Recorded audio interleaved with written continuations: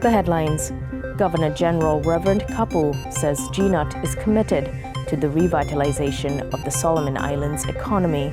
Papua New Guinea Minister for Information and Communication Technology met with his counterpart, the Minister of Communication and Aviation, Honorable Frederick Kologeto in Honiara. And the Ministry of Fisheries and Marine Resources stands committed to ensure the sustainable management of sea cucumber resources. Hello, you're watching SIBC's TV News Bulletin. I'm Andrea Mahanwa. Governor General Reverend Kapu says the Government for National Unity and Transformation is committed to the revitalization of the Solomon Islands economy. The Central Bank of Solomon Islands, in its 2023 annual report released early this year, indicates despite the positive outlook predictions, the economy remains fragile. Sharon Anau reports. Governor General Reverend David Kapu says the Government for National Unity and Transformation, GNUT, is committed to the revitalization of the Solomon Islands economy. The Governor General says during his speech from the throne in Parliament on Monday. Reverend Kapu says government is working to enhance connectivity infrastructure and develop the country's economic sectors. The government is committed to revitalizing our economy through innovative and sustainable practices. This will be done by enhancing connectivity infrastructure and building on our natural advantage for growth in agriculture, tourism, fisheries, mining, with the aim of creating a resilient and diversified economy that benefits all citizens. We will focus on trade with other countries through agriculture so that our rural farmers can access these overseas markets for their product and also implement targeted imported substitution program. He says government's commitment is seen through the recent trade discussions held with China. He adds national unity and stability is needed if Solomon Islands is to advance both economically and socially. The recent inroads made by the government in the recent trip to the People's Republic of China is a testament of our determination to revitalize the agriculture and aquaculture sector by gaining access to the Chinese market to trade. Secondly, unity and stability. National unity and stability are essential for progress. The government encourages an inclusive society where diversity is celebrated and every citizen feels valued and heard. Stability will be ensured through transparent governance, rule of law, and respect for human rights. Political stability is a prerequisite for development. A classic example is the former government that saved its full term. Despite the global pandemic and November 2021 riots, the Democratic Coalition Government for Advancement still managed to deliver, which is a testament to political stability. Sharon Anau, Sibc Tv. Solomon Islands foreign policy remains friends to all and enemies to none. Governor General Reverend David Kapu announced this in Parliament on Monday when delivering his maiden speech from the throne. He says the country's approach to its foreign relations will be based on mutual understanding. The government will maintain its foreign policy's position of friends to all, enemy to none. Our country's foreign policy objectives shall be pursued through a collaborative approach that fosters mutual understanding and cooperation on key global issues. The government will continue to strengthen international trading partnerships to promote investment cooperation and external trade by facilitating the exchange of goods and services between nations. It is envisaged that this will benefit our local economy and transform our people's life. Since switching its diplomatic ties from Taiwan to the People's Republic of China in 2019, Solomon Islands has since attracted international attention and was heavily scrutinized for its dealings with PRC. Papua New Guinea's Minister for Information and Communication Technology met with his counterpart, the Minister of Communication and Aviation, Honorable Frederick Kologeto in Honiara. Papua New Guinea's Minister for Information and Communication Technology, Honorable Timothy Masiu, on Sunday met with his counterpart, the Minister of Communication and Aviation, Honorable Frederick Kologeto, in Honiara. The two ministers discussed potential areas that PNG and Solomon Islands can cooperate on to deliver connectivity, digital transformation and broadcasting to its people. Honorable Masiu told Sibc News in an interview that the meeting was a successful one. I want to say that the meeting was very, very successful. It was a very good meeting. We discussed a wide range of issues facing our ministries, and also spoke about how we can collaborate together to help each other, to both countries and both ministries to work together in making sure that we are moving along well in the ICT space. I want to thank the Minister, Honorable Frederick Kolongeta, for giving me the opportunity to meet with him. And I want to thank the Solomon Islands government and the people for having us here to discuss issues that we face in the ICT space, and of course how we can address those issues. Honorable Masiu said that a wide range of issues were discussed, and among them, Minister Kolongeto expressed the possibility of inviting a third telecommunication company into Solomon Islands.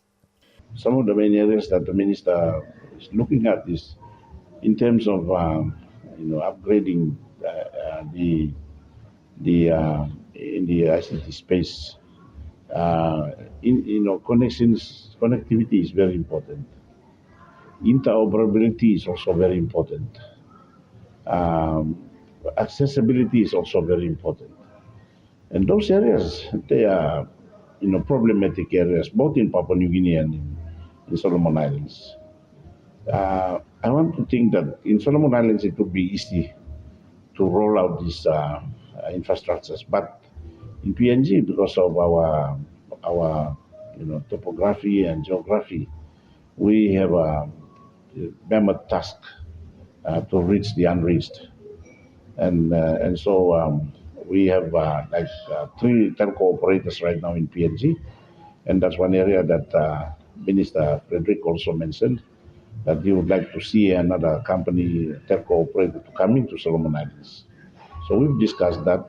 We have 3 telco operators in PNG, while you have 2 operators here in Solomon Islands. And so we discussed that as well. Sibc News understands that the ministers agreed to develop an MOU that will clearly define the scope and specific areas of cooperation between the two countries. The areas to be considered within the scope of the MOU includes, but not limited to, sharing of information and experiences on policy and regulatory matters, managing communication along the border areas, exploring potential partnership in submarine cable deployment, building and managing data centers, cooperate in cybersecurity activities, among others. For Sibc TV, I'm Eliza Kukutu. The Ministry of Fisheries and Marine Resources stands committed to ensure sustainable management of sea cucumber resources. Simon Tavake reports. The Ministry of Fisheries and Marine Resources stands committed to ensure sustainable management of sea cucumber resources. Minister Honorable Nestor Giro highlighted this during the Melanesian Sea Cucumber Stakeholder Dialogue in Honiara recently. He explained the current policies are aimed to address over-exploitation of the valuable resource. The Solomon Islands government, through the Ministry of Fisheries and Marine Resources, has been deeply committed to the sustainable management of our marine resources. Our sea cucumber fisheries, a valuable asset to our economy and marine biodiversity, have faced challenges due to over-exploitation. Recognizing this, we have implemented several key initiatives to ensure their recovery and long-term sustainability. One of our flagship programs has been the restocking of sea cucumbers. This initiative involves transferring hatchery-raised juvenile sea cucumbers to open reef systems. This program not only aims to replenish depleted wild stocks, but also provides valuable data for planning large-scale breeding and management efforts across the country. In addition to restocking, the Ministry has developed a comprehensive sea cucumber fishery management policy set to be implemented soon. This policy is designed to address the current overexploitation by introducing measures such as controlled harvest seasons. We are also dedicated to enhancing our data collection and monitoring systems to inform better management decisions. The Ministry of Fisheries and Marine Resources is actively engaging with local communities, stakeholders, and the regional partners to ensure that our management practices are both effective and inclusive. However, despite the measures in place, illegal harvesting of sea cucumbers remains an issue for authorities. Ontong Java Community Representative Lawrence Makili took a stand against illegal exploitation of the resource in his community. I think everybody's aware that I stood up, even there on my own people, and I would have gotten some situations when it comes to livelihood difficulties here. Despite the fact that they're facing more issues, but when they start doing the illegal harvest, I stood up against them. I always stood up against them because not only because they do the illegal harvest, but also because of the consequences of exploitation. And over-exploitation, but by depleting resource. And that one will come back to them, When you deplete the resources and the sustainability no more, the future generations of our community, they will suffer. He adds, issues such as climate change and poor access to shipping services has contributed to this illegal practice. People from Ontong Java, they left with no resort, but to the last resort now is harvest and bestima because gardening and all that stuff are affected by climate change. And you see, these are all the things that our authorities were blind to see. Without harvesting the resource, people will not suffer now. It's not because we can't grow things, it is because of climate change. Climate change, negative impact and directly impacting what islands belong in. So there are so many connected issues with regards to this issue. So when it comes to climate change, people belong neglected too. Yeah. There's no clear policy on climate change for people, especially on atolls or even other man-made islands or other low-lying atolls in Timor and other provinces. We are frontline most negatively impacted, directly. And when it comes to our country in terms of policy making, we're looking more at the fundamental elements to consider and have a look at it, how they can be dealt with. So they all related, and then boils down to that fact that people must live, and they, despite the ban of the besima harvest, they continue to harvest it. I'm Simon Tawake for Sibc TV. The Ministry of Health and Medical Services is looking at engaging in more health cooperation with the Government of India. Speaking at a signing event in Honiara, Minister Honorable Paul Bosawai says that they will be exploring training opportunities for health officials in India. He adds they are planning to have a health attaché based at the High Commission office in India to facilitate these engagements.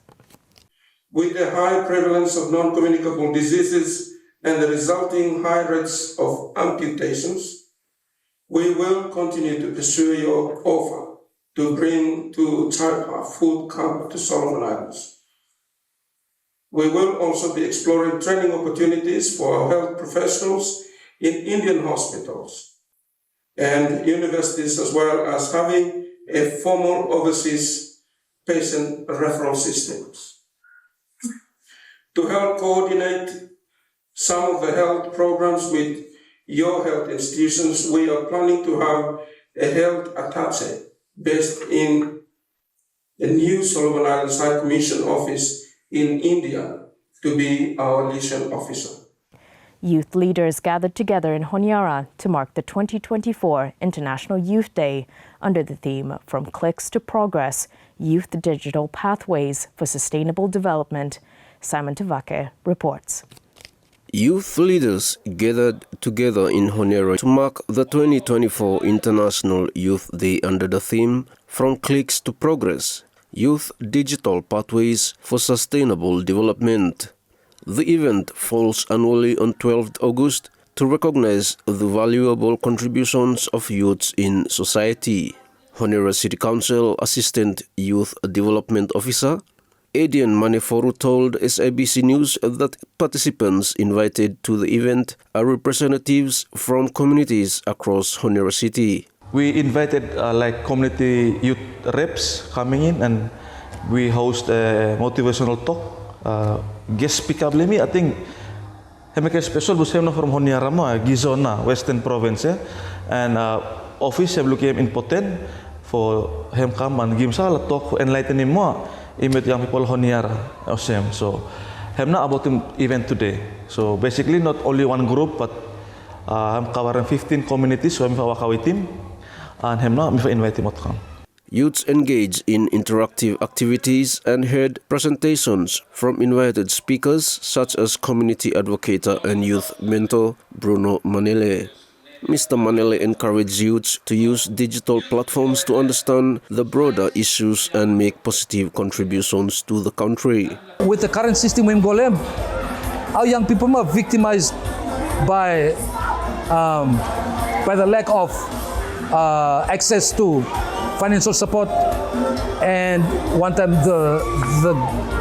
because of the lack of connection or access, all definite automatically doing other things otherwise. We have no good law society, so law me jump in all of that. So our stories for today is to let them understand this is why we're struggling. No problem, blame me. No problem. It's a collective thinking. Minimum same. When you not impart blame too, the economy goes down. So you got the managers. You said all big man blame government, but we also have the workers. We are going to driving things. So when we workers complain, but we are not working, we have a problem. So today, me start with the economy just to help them understand through this country is really, I'm really need him. Meanwhile, coordinator of the Ngosi Youth Committee, Caroline Moore, hopes to see the lessons learned during the program to contribute to her community. Me say him one fala good thing about him. This one too time me come and me just listen because there are points where me fala no kasem, but then say me just hear him that say him got a positive and negative impact side of that one, which is social media. Social media him also helpful and lo some fala negative sides of him. Social media him sometimes him have lead or him have give more influence lo ota youths blame these days too, like these days pay look him ota primaries no but ot start for mobile phones, not like ota I mean old people I mean yeah ota last time ota doing normal like writing, letter writing or ota doing connection, but this time him technology so him got some fala positive and negative impacts where some been come lanem here too, and I think me hope for the best and bring him back to the community blooming sure that after today Banisa will go back and share it with them. She also encouraged youths to preserve and work together for the common good of everyone. One fala encouragement word Bami gave him Noma as a youth coordinator for Ngosi, never give up. Never give up, young people. Even though you barakasem no time or you kasem level at the lowest point of your life, and then challenges where you're facing within communities or family especially, me advising you and me encouraging you, you not give up, work together as a team, always be there for each other, and then slowly by falakasem and reaching point where by work together and achieving any other things for community, and by also become successful to for future belief. SABC News understands the program was organized by the Honiara Youth Council with support from the Child Fund New Zealand. Simon Tavake, SABC TV. The Ministry of Commerce, Labour and Immigration is currently working to have the Solomon Islands border management system accessible online. Sharon Anau with more. The Ministry of Commerce, Labour and Immigration is currently working to have the Solomon Islands border management system accessible online. Immigration Acting Director Chris Akusawa announced during the National Economic Summit held recently. He says they are looking to digitize all the country's point of entry.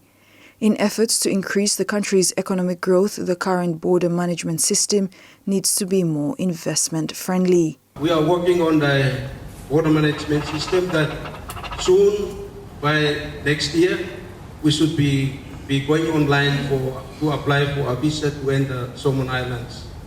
So we are developing a border management system, which is we are going to digitize all points of entries and departure out of Solomon Islands, including the airports, our seaports, our traditional border crossings from eastern border to western border of the country, which will encourage people to access our visas to make sure that we are more visible for our tourism customers and people who want or who wish to invest in Solomon Islands. So, Mr. Akosawa adds they are now carrying out the consultation on the ministry's new visa policy.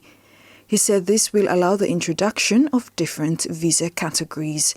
We are now doing the consultation on our visa policy, where we are going to introduce different visa categories to encourage investors in the country, tourism, and other people that who wish to come to Solomon Islands. So the challenges that we are experiencing now is the constraint is we don't have an existing border management system, which makes it more difficult for us to communicate with our clients.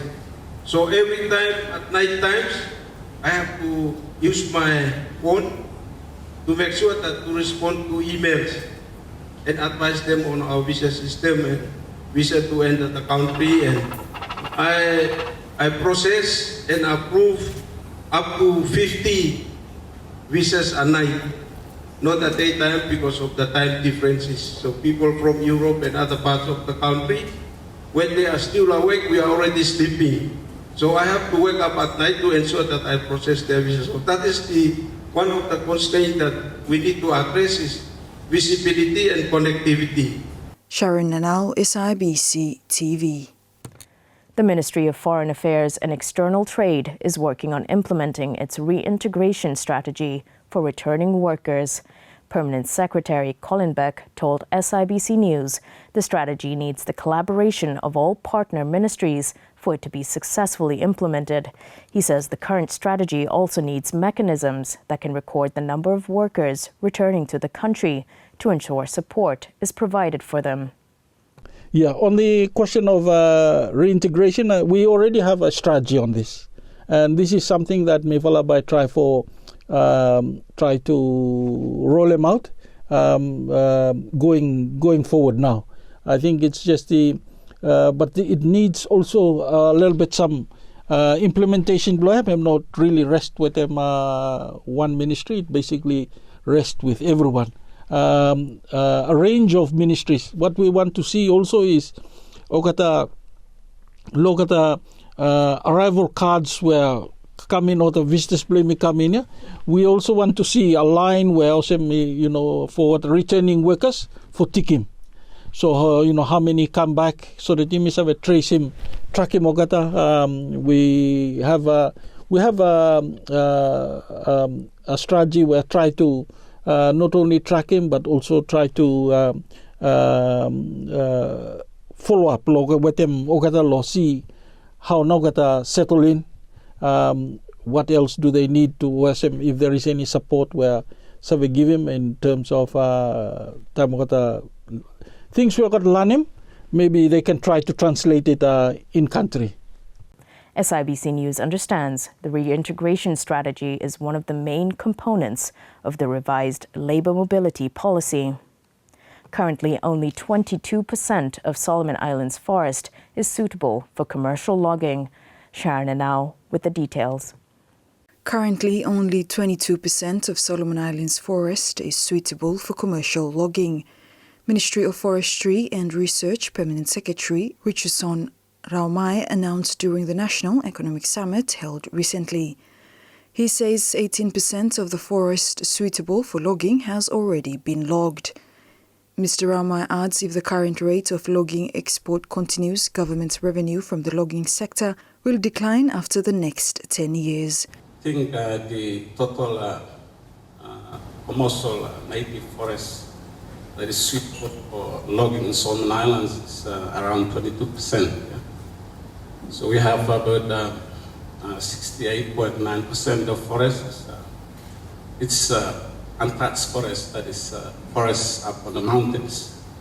only 22% of suitable forest area for logging. We already have logged around 18% of that. So that remains with around 4%.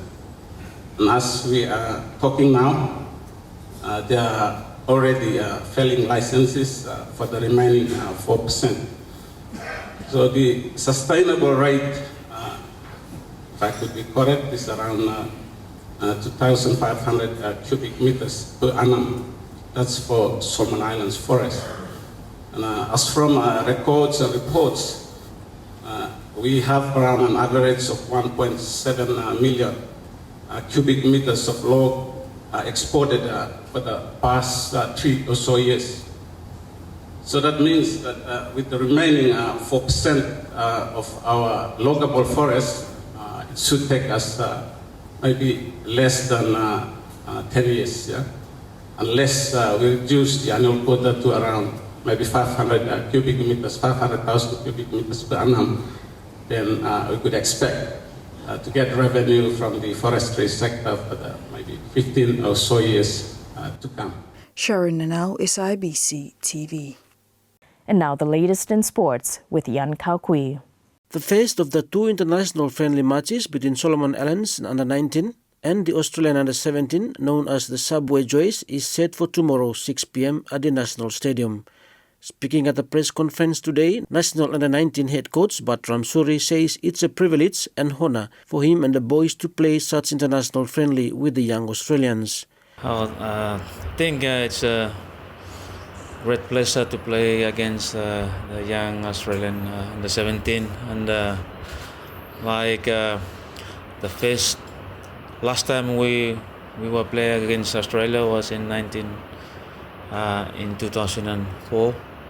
And I was the captain at the time. I drew 2-2 in Adelaide, and then after we were home and away, and here and then in Australia, Sydney, and that was the last time. And for the young boys Under-19, it's a great pleasure to play against the young Australian, and yes, I hope it happened before we went for the OFC competition in Samoa. But unfortunately, it's not that time for both teams. But yeah, good to play against the young Australian team. Meanwhile, Australian Under-17 head coach Brad Maloney says those two international friendly matches is very important for their preparations towards the Asian Cup. Firstly, I'd like to thank you for having us here. It's been great. It's a great experience for us to travel here to Solomon Islands and play these two friendly matches against the Under-19 Solomon Islands national team. We have a mixed group of players. A lot of our core group of players, I can say, from our previous tournament in the AFF, and a lot of new faces that have joined as well. So I feel it will be a good test for our players to play these two matches, and we are really looking forward to the challenge. Yeah, as I said, I think it's going to be a really good test for our players. We've come here to gain this international experience and exposure. So for a lot of the players, it's their first time playing international football. Some of them, it's the first time they've travelled internationally. So all of those things will be great for us moving forward when we focus on AFC qualifiers and things like that. So this experience will be invaluable to our team, and as I say, we're really looking forward to a quality match against a good side.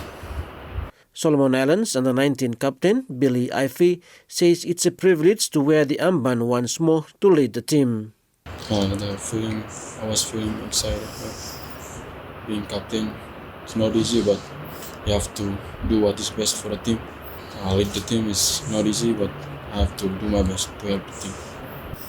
Very excited to play in the stadium, and we are looking forward. The second friendly match is set down for Sunday 7 p.m. at the National Stadium. Tickets is currently sold at $10 for adults and $2 for children. Yan Kaukui for Sibc TV. And that's news. Follow us on sibconline.com.sb and our SIBC News Facebook page for more of our latest stories. Thanks for watching.